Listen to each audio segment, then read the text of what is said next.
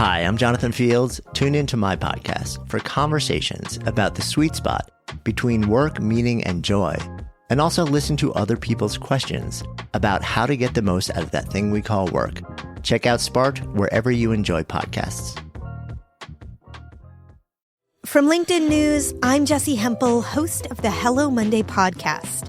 Start your week with the Hello Monday podcast. We'll navigate career pivots. We'll learn where happiness fits in. Listen to Hello Monday with me, Jessie Hempel, on the LinkedIn Podcast Network or wherever you get your podcasts. Hello, my friends, and welcome to another exciting episode of Negotiate Anything.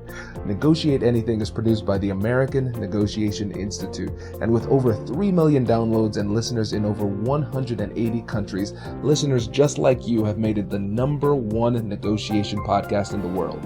I'm Kwame Christian, and I'm the director of the American Negotiation Institute.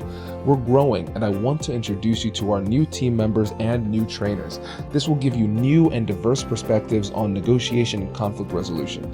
And that's why Shane Martin, our head of sales and partnerships, is going to serve as co-host of the show from time to time. We're excited to continue to provide you with the best content that will help to make your difficult conversations easier, both at work and at home. Lastly, our team conducts negotiation and conflict resolution trainings in the United States and abroad. Our trainings will give you the practical skills you need to resolve conflict, negotiate, lead, and persuade with confidence. Click the link in the description below to learn more about how we can make your difficult conversations easier. Will, thanks for joining us today. Kwame, thank you so much for having me. I'm excited to be here. Yeah, man, we're excited to have you. So how would you get us started by telling us a little bit about yourself and what you do? Sure. So right now, I work as a senior training manager for Index Exchange, a tech company. We help monetize the internet, essentially. I've worked in the L&D space for, a little over 15 years now, focused on sales, coaching, personal development, leadership development. So I'm really excited to dive into a conversation with you on, from a trainer perspective on motivators and kind of how that can help with the negotiation process. And super excited to see you again. Yes, likewise, my friend. Yeah, it's like the roles have reversed this time, because the last time I was there training you and your team at DraftKings, and now here you are training all of my audience here. I'm excited to give my folks an opportunity to hear from you. Full circle moment. Yeah, I'm excited. Thanks. Cool, man. Well, today we are going to talk about motivation as it relates to negotiation. And I think this is something that's so important, but really not explored as much as it can or could or should be. So let's just get an operational definition on the table. When we're talking about motivation as it relates to negotiation, what does that mean to you? Sure. I think we've all had an experience, whether it's negotiating with somebody or even just trying to sell your idea, trying to get on the same page. And we've had a conversation where we go, that didn't go so well. And then we've had those conversations where just immediately, Kwame, you and I might get on the phone together, hop on a Zoom, and right away we're on the same radio frequency. We're speaking the same language. And I might have delivered the same message to you and to the person who we're on different radio frequencies with, and you say, well, what worked in that first conversation that didn't work in the second conversation? Maybe my sales pitch, my idea was the same, but it was received in two really different ways. And so the idea of bringing motivators into the negotiation process says, if I can understand the values of the person opposite me, if I can understand and recognize what drives you, what excites you, what motivates you, what inspires you, and then if I can change my sales pitch, my product pitch, my idea pitch to make sure that we're on the same page, we're speaking the same language, we're on the same radio frequency, what's going to happen? We're going to have a really positive interaction that's going to be mutually beneficial for both parties. And hopefully we'll avoid those circumstances where you end that meeting or end that phone call and you go, it didn't go so well. Absolutely. Yeah, it makes a lot of sense. And I think what's really interesting is that a lot of times we make the mistake of trying to use a one-size-fits-all approach to persuasion and negotiation and communication in general. And again, what we're recognizing is that it takes a little bit of work to motivate and persuade effectively. And so in order to start adjusting your approach appropriately, what would you say is the first step? Sure. Well, I think the point you made there is worth repeating, putting in bold, large font, that a one-size-fits-all approach to anything is limiting. So I wouldn't say it's wrong, but I would suggest that it's incomplete. And we see that oftentimes with leaders will deliver a keynote, or they'll have a team meeting or things like that. And it's me delivering my message to a variety of different people. And my message is going to resonate with people who are perhaps motivated by the same things that I'm motivated by.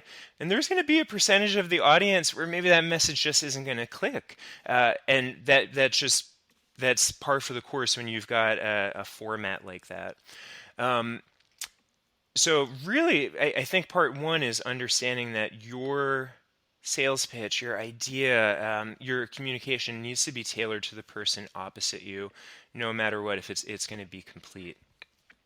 Absolutely. And part two is to listen, to really listen to not just what people are saying and how they're saying things, but to keep an ear out for some key words, for some key clues and drivers for the person opposite you. People will tell you who they are.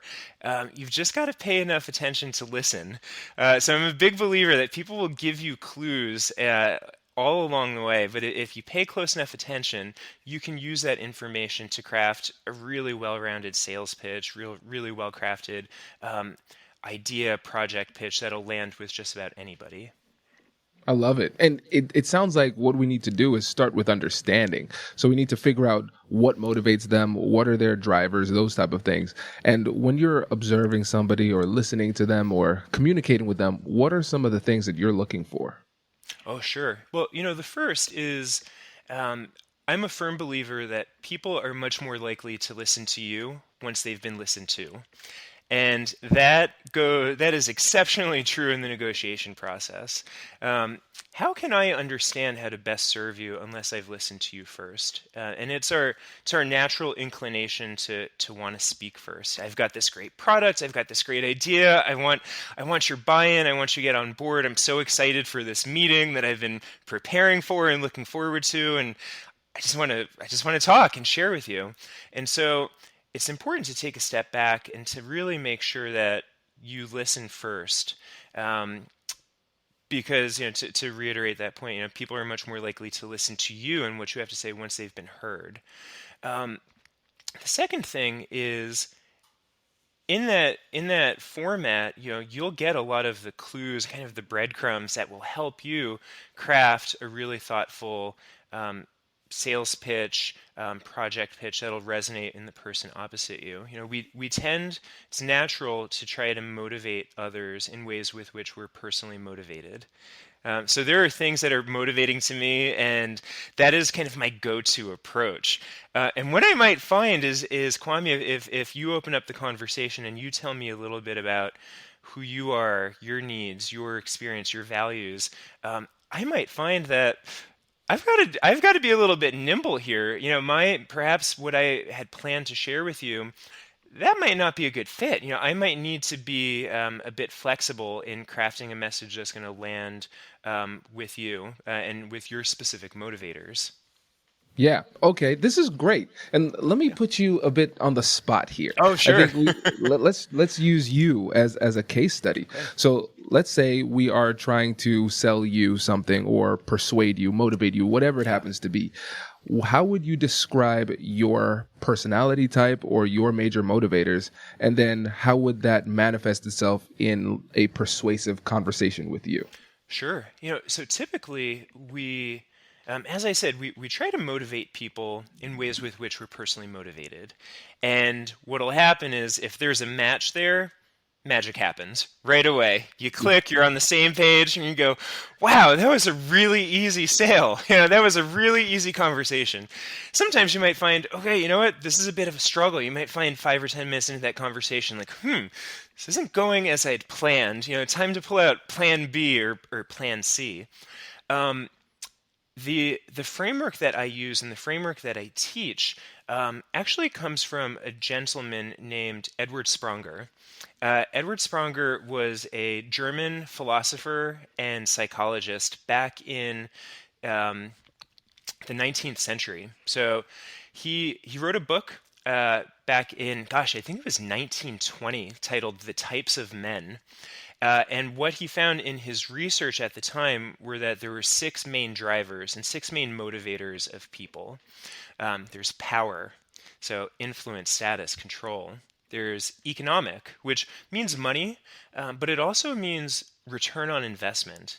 So it means if I give you my time, my energy, my efforts, my talents, what do I get back in return? That can be a sale, a commission. That can be praise, recognition, a promotion, a pat on the back. So some folks are motivated by that motivator. There's one called regulatory, which says it's important for me to have rules, processes, guidelines. There's a right way to do things, and it's important for me to be able to operate within these guidelines and within these parameters. There's altruism. So it's important for me, and it's motivating for me to be able to use my energy and efforts to help the people around me, servant leadership, that type of thing. There's some folks who are motivated by what's called the aesthetic motivator, which is creativity, balance, harmony. It's really form over function. Folks who like to literally stop and smell the roses and have balance and creativity and harmony in all that they do. There's also a motivator called individualistic, which says it's important for me to have freedom, independence, autonomy. It's important for me to kind of be my own person and have a strong, well-defined identity, and perhaps go against the grain and really be my own person.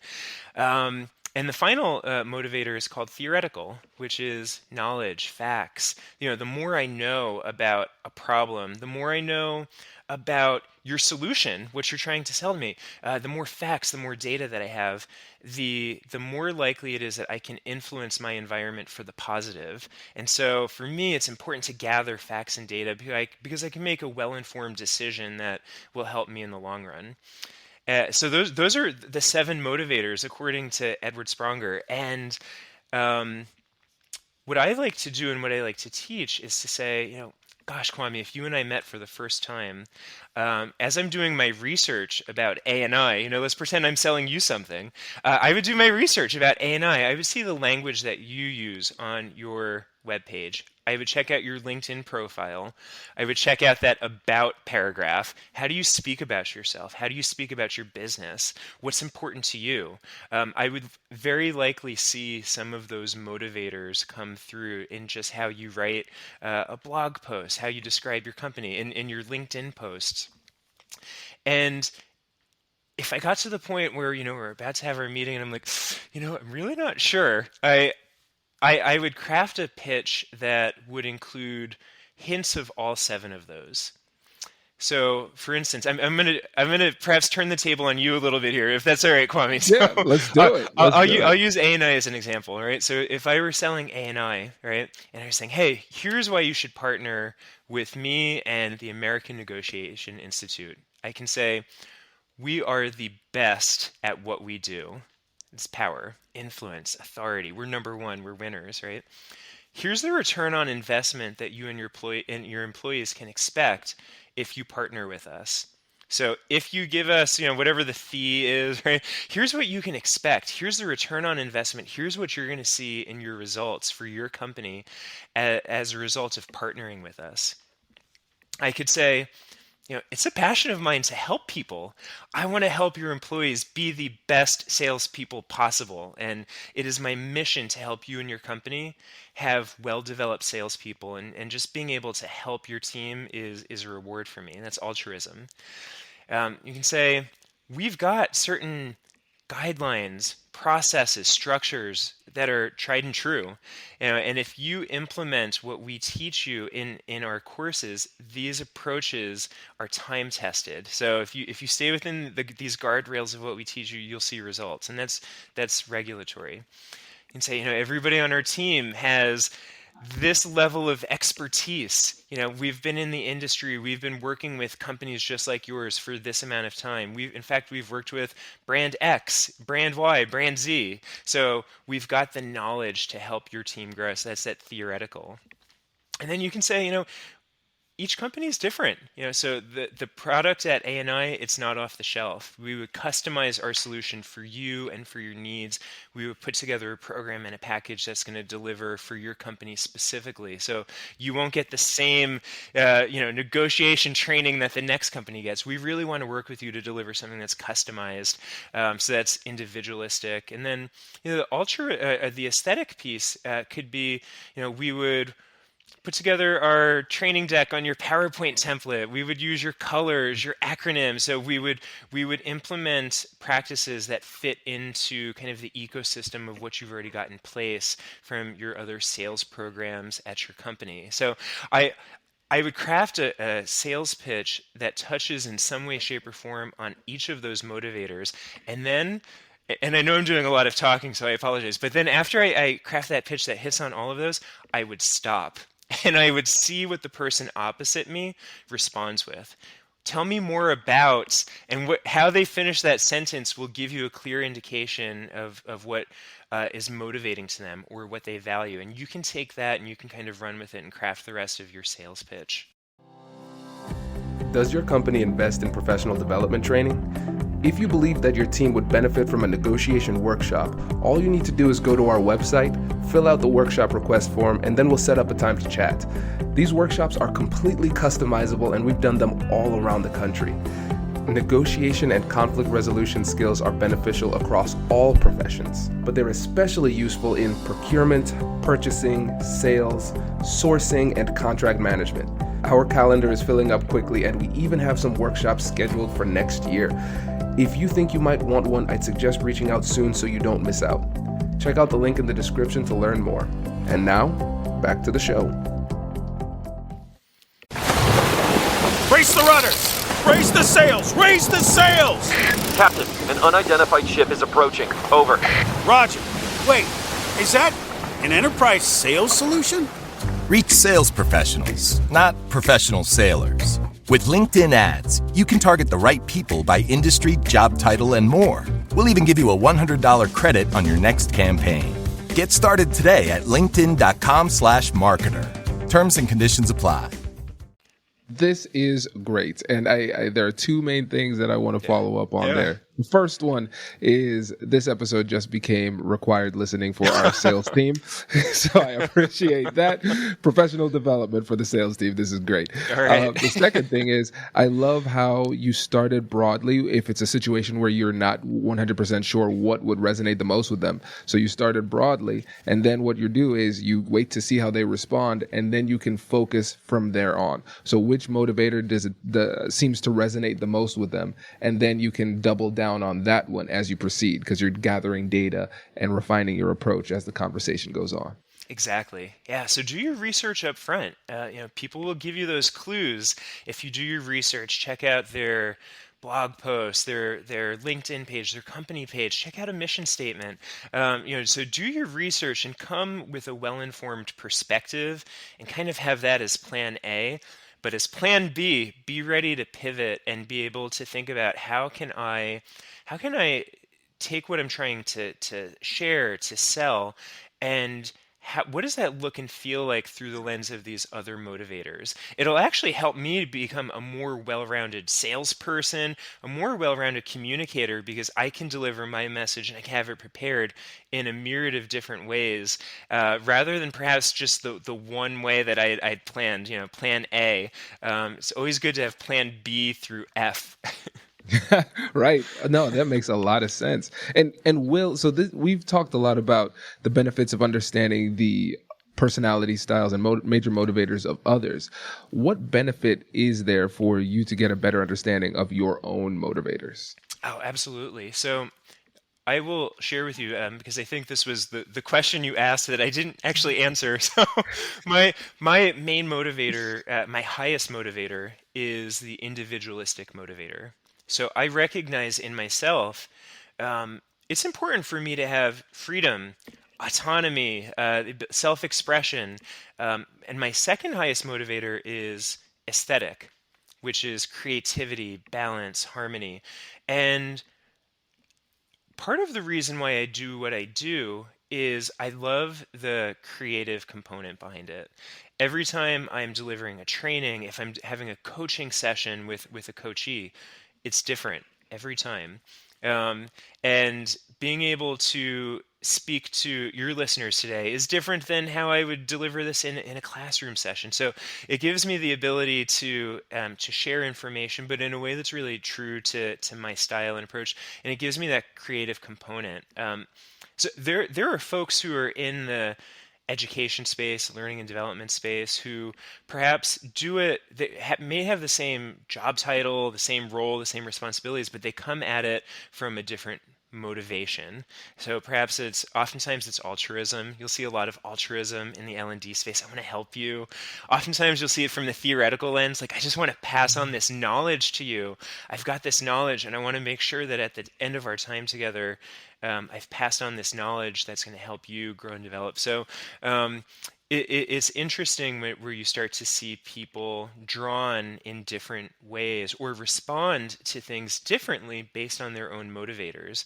So I also know some of the shadows of being high individualistic are when my freedom or self-expression is challenged. That gets me bent out of shape more than the next person. So I recognize at times when perhaps I'll have those moments where I feel a bit wrinkled or bent out of shape, and I can take a step back and refer to my motivators and say, what my motivators, what drives and excites me, what I value is being challenged in this environment right now. And so I'm not going to take it personally, but I'm going to recognize and identify this as my motivator and look at it with a sense of appreciation. So it's important just from a self-awareness standpoint to go, when I'm in an environment that I feel isn't optimally motivating, can I connect it to my motivators, and perhaps identify where I'm not getting what motivates me in this space? Yeah. Oh, that's great. Yeah. And self-awareness is key just in general, right? In general. And of course, it's going to be helpful in these conversations as well, because the more you know yourself, the better you're going to be when it comes to leaning into those strengths as appropriate. Absolutely. And, having a framework like this allows this framework to operate as a neutral third. So if I'm in that negotiation, rather than it being you and me or Kwame didn't get me or this negotiation went south because of, you or me, you can use this framework as a neutral third party and say, my power motivation. I'm not getting the influence or the authority that I desire in this conversation. It's not Kwame. It's not me. It's this motivation. And now that I can use this framework as a neutral third party in that dialogue, it becomes less emotionally intense. Yeah, absolutely. Because it helps you to not take things as personally too, right? Right. Because if you're not getting what you need, hey, we can almost blame it on the motivator that you have. And then of course, if let's say you're negotiating with somebody who is motivated by power, you could say, no, this person doesn't just want to dominate me and the situation. This is who they are. This is their motivator. I understand that. It's not about me. This is what they need and this is what they want. So let's see how we can try to get them a little bit of what they want without infringing on the things that I want as well. Yeah. This is a cheesy trainer line for your listeners, but, there's the old saying of the golden rule, which is treat people the way you want to be treated. And above the golden rule, above gold is platinum, and they say the platinum rule is treat people the way they want to be treated. And that's one of those cheesy trainer lines, but it's always stuck with me, and I think it's especially true in negotiation. If you can treat people the way they want to be treated, if I can adapt my message, my approach towards the person opposite me, and if I can give you what you want, what you value, what motivates you, if I can incorporate this, then this is going to be a more productive dialogue and very likely a more productive end result for both of us. Yeah, I love it. And for a second there, Will, I thought you were going to say the other golden rule. I'm not sure if you're familiar with it. The person with the gold, the person who has the gold makes the rules. I've never heard that. I like it. Yeah. Somebody who's motivated by power would say that. So, yeah. Will, this was really helpful. We really appreciate it. Before you go, what would you say is one tip that you would give the listeners right now that they can use to be more persuasive in their next conversation? Yeah, I think the tip that I would reiterate to everybody who's listening is to think about having your sales pitch, your message, your whatever it is that you're delivering, and have it tailored in a few different ways. Have plan B, plan C, plan D in your back pocket, because oftentimes you get one shot. We all know you get one shot to make a first impression. More often than not, you get one shot to make a sale. And if that first conversation goes awry, you might not get the second chance. So being able to pivot on the fly and to adapt to a variety of people opposite you is much easier if you think about how you can craft your message in a few different ways that speak to different motivators and have those at the ready so that you can be rehearsed and hopefully really well prepared in the event that the person that you're meeting with is motivated really differently than you are, and you might have to go to to plan B or plan C. Love it. Well, thank you, my friend. Really appreciate it. Kwame, thank you for having me. Congratulations, you've just joined an elite club. By listening to a full episode, you're now officially on the Negotiate Anything team. So welcome aboard. What most team members do is they subscribe to the podcast because that allows them to automatically get the latest episodes of the show. The best things in life lie on the other side of difficult conversations. Keep learning, keep practicing, and keep getting better. Your relationships will improve, your career will soar, and you'll have the confidence you need to get the most out of these crucial conversations. Again, thank you for joining the team. We're excited to have you, and I will see you in the next episode. I'll catch you later.